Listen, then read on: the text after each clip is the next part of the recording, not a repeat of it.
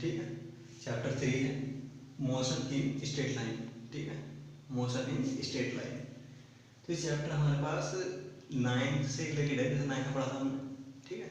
Equation of motion पढ़ी थी हमने, v equal u plus a t, s equal u t plus half a t square, ठीक। और हमारे पास v square equal u square plus 2as gravity की form में डायरेक्ट, ये पढ़ी थी हमने।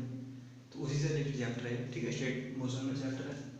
और कुछ ग्राफिकल कंडीशन देखेंगे इसमें चैप्टर में, ठीक है। वेलोसिटी, एक्सीलरेशन, डिस्प्लेसमेंट, स्पीड, इनके बारे में स्टार्टिंग से दे रखा है, तो ना पढ़ सकते हैं, थोड़ा सा मैं बता देता हूँ आपको, ठीक। तो पहले स्टार्ट करते हैं यहाँ से। फर्स्ट टॉपिक हमारे पास frame of reference, frame of reference, ठीक है। क्या मीन्स होता है इसका, जैसे यानी कोई भी एक ऐसा सिस्टम जिसके रेस्पेक्ट में हम किसी भी बॉडी को मोशन के लिए डायरेक्शन देंगे या डिटरमाइन करेंगे उसकी मोशन को, उसे बोलते हैं फ्रेम ऑफ रेफरेंस, ठीक है। किसी भी बॉडी की मोशन को डिफाइन करने के लिए, उसकी पोजीशन को बताने के लिए जिस सिस्टम का यूज़ करा जाएगा उसे बोलते हैं फ्रेम ऑफ रेफरेंस, ठीक है। जैसे मान लीजिए आप कहीं हैं, तो आपको अगर किसी को बताना है कि मैं यहाँ हूँ, तो आपको ये बताना पड़ेगा कि हाँ भाई मैं इस जगह हूँ और इस टाइम में मिल सकता हूँ। तो आपको एक पोजीशन बतानी पड़ रही है, पोजीशन क्या है, और एक आपको टाइम बताना पड़ रहा है, ठीक है। तो वो क्या आपका फ्रेम ऑफ रेफरेंस है, ठीक। या जैसे आप कहीं स्टेशन में खड़े हुए हैं, आप रेलगाड़ी को देख रहे हैं चलती हुई को, तो आपका फ्रेम ऑफ रेफरेंस क्या है, जो स्टेशन है जहाँ आप खड़े हैं, ठीक है, वहीं से आप देख रहे हैं, ठीक है।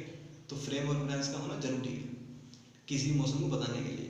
भाई मान लीजिए अगर मैं यहाँ से लेकर यहाँ तक डिस्टेंस मेजर कर रहा हूँ, तो मेरा फ्रेम ऑफ रेफरेंस क्या है, यहाँ से नापना कि मैं यहाँ खड़ा हूँ, ठीक है। जो हमारे पास 1 डायमेंशनल है, 2 डायमेंशनल है, 3 डायमेंशनल है, ये सब फ्रेम ऑफ रेफरेंस होते हैं, ठीक है। अगर कहीं ऐसा है कि हमारे पास केस है एक्स एक्सिस और एक वाई एक्सिस है, ये ओरिजिन है, तो ओरिजिन का मीन्स है कि हम यहाँ से एक्स एक्सिस को देख रहे हैं और वाई एक्सिस को देख रहे हैं, मेजर कर रहे हैं, तो ये क्या है frame of reference. Cartesian form, इसे बोलते हैं कार्टेशियन प्लेन। तो कार्टेशियन प्लेन में क्या है, फ्रेम ऑफ रेफरेंस है, ठीक है। अगर 3D है तो जेड एक्सिस हो जाएगा इस टाइप से, एक्स एक्सिस, वाई एक्सिस और जेड एक्सिस, ये रहेगा हमारे पास। तो ये 3D है, ठीक है, 3D केस है। ये हमारे पास 2D केस है, 2 डायमेंशनल, तो ये भी है फ्रेम ऑफ रेफरेंस 3D, ठीक है। तो यहाँ कोऑर्डिनेट क्या होंगे, एक्स और वाई, और यहाँ कोऑर्डिनेट क्या होंगे, एक्स भी, वाई भी और जेड भी।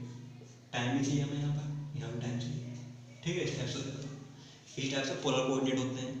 जैसे हमारे पास सर्किल है, तो सर्किल में क्या है, किस चीज़ की रिक्वायरमेंट होती है, एक तो हमारे पास एंगल चाहिए और एक हमारे पास रेडियस चाहिए।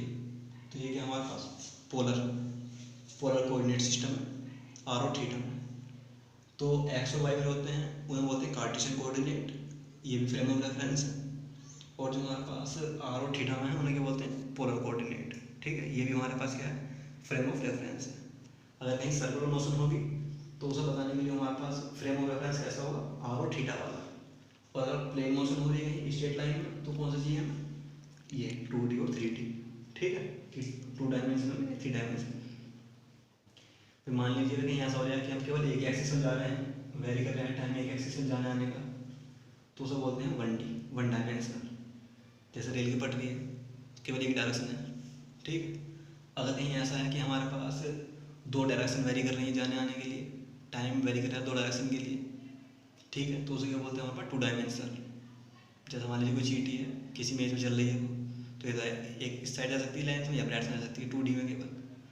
और मान लीजिए कोई चिड़िया उड़ रही है आकाश के अंदर, तो वो 3D में, ठीक है, वो कोई भी डायरेक्शन जा सकती है, तो 3 डायमेंशन प्लेन हो गया वो, ठीक है। तो ये रिक्वायरमेंट है फ्रेम ऑफ रेफरेंस की। तो फ्रेम ऑफ रेफरेंस सबसे इजी क्या है, कार्टेशियन कोऑर्डिनेट, ओरिजिन है यहाँ पर, ठीक। तो किसी भी बॉडी की मोशन को बताने के लिए, उसकी पोजीशन बताने के लिए जिस कोऑर्डिनेट का यूज़ कर रहे हैं, जिस सिस्टम का यूज़ कर रहे हैं, उसे क्या बोलेंगे, frame of reference. Frame of reference क्या है, ठीक है, एक ऐसा सिस्टम जिसकी हेल्प से किसी भी बॉडी की मोशन को बताया जा सके, डिटरमाइन करा जा सके, उसे क्या बोलते हैं, फ्रेम ऑफ रेफरेंस, ठीक है। अब फ्रेम ऑफ रेफरेंस हमारे पास 2 टाइप के होते हैं जो हमारे कोर्स में है 11th क्लास में। एक इनर्शियल फ्रेम ऑफ रेफरेंस, दूसरे non inertial frame of reference, ठीक। तो एक तो है हमारे पास inertial frame of reference, inertial frame of reference, दूसरा हमारे पास नॉन इनर्शियल, नॉन इनर्शियल, ठीक है। इनर्शियल फ्रेम ऑफ रेफरेंस और non inertial frame of reference.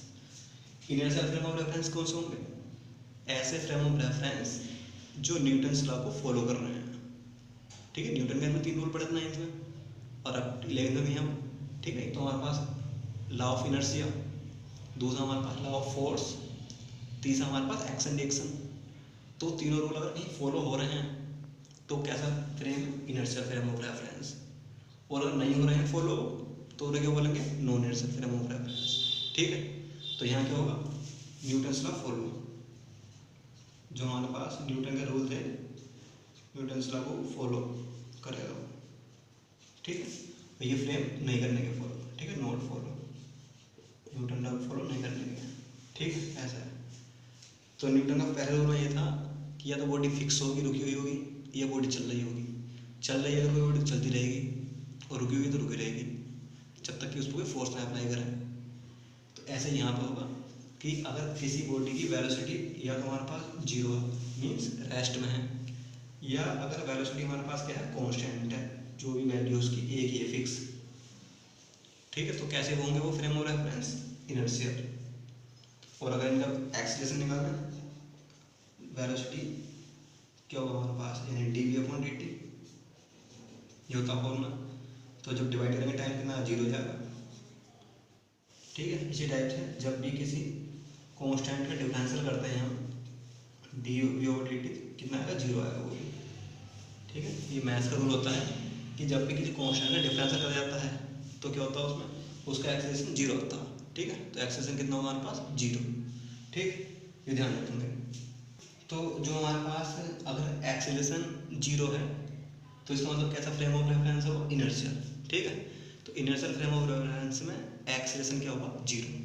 इसलिए इनका दूसरा नाम क्या है हमारे पास? Unaccelerated frame. एक्सेलरेशन नहीं है ना, तो अनएक्सेलरेटेड फ्रेम या नॉन एक्सेलरेटेड फ्रेम बोल सकते हैं दूसरा नाम, ठीक है। तो जब एक्सेलरेशन नहीं है तो न्यूटन रूल क्या होता है? Second, F = ma, F = ma। F कितना आएगा? निकल गया 0 दोनों केस में। जब a 0 है तो a के और m मल्टीप्लाई करोगे तो 0 जाएगा, ठीक। तो अगर एक्सेलरेशन 0 है, इसका मीन्स क्या होगा? फोर्स 0 है। इसका मतलब है कि इनर्शियल फ्रेम ऑफ रेफरेंस में कोई एक्सटर्नल फोर्स वर्क नहीं करने का है, कोई भी फोर्स वर्क नहीं करने का है, ठीक। तो ऐसे फ्रेम ऑफ रेफरेंस जिन पर लगने वाला फोर्स 0 हो, या कह सकते हैं हमारे पास एक्सेलरेशन 0 हो, या कह सकते हैं वेलोसिटी कांस्टेंट हो, तो उन फ्रेम को बोलते हैं हमारे पास इनर्शियल फ्रेम। ये न्यूटन के रूल को फॉलो कर रहे हैं। और जिनमें ये क्वांटिटी नहीं है सब, वो क्या होंगे? Non inertial. जितने भी अर्थ पे फ्रेम है, ठीक है, अगर उनकी वेलोसिटी कांस्टेंट है, सब इनर्शियल है।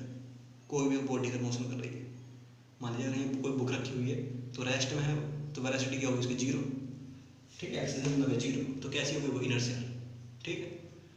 अर्थ खुद अपना आप नॉन इनर्शियल फ्रेम है, ठीक है। जहाँ वेलोसिटी कांस्टेंट नहीं है वो नॉन इनर्शियल है, ठीक। तो इसका ध्यान रखेंगे।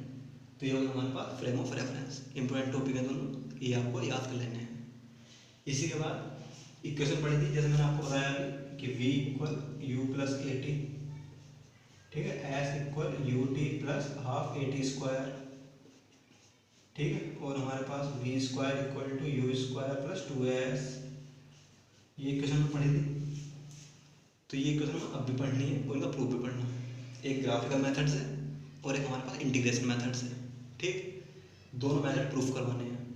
जो 11 में आते हैं पहुँच जाते हैं, या तो ग्राफिकल मेथड आता है प्रूफ करने का, या आता है हमारे पास इंटीग्रेशन मेथड। तो दोनों मेथड हम करवाएंगे नेक्स्ट वीडियो में, ठीक।